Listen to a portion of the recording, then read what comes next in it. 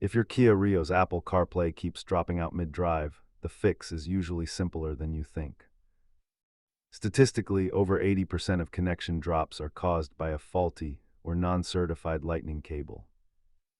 Let's walk through the diagnostic steps to get your maps and music stable again. Start by cleaning your phone's port and swapping to a genuine Apple cable to rule out hardware failure.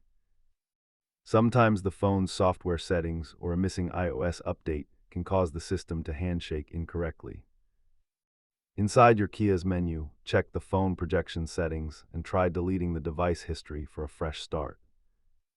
If you have a newer Rio with wireless CarPlay, interference from other signals is a more likely culprit than a cable. A new cable solves the problem 70% of the time, while dealer-level hardware failures are very rare.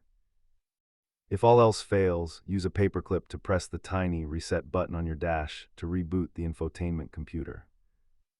Keep these simple tools in your glove box to handle connection issues whenever they pop up. Always test with a different iPhone to quickly determine if the fault lies with your phone or the Kia itself.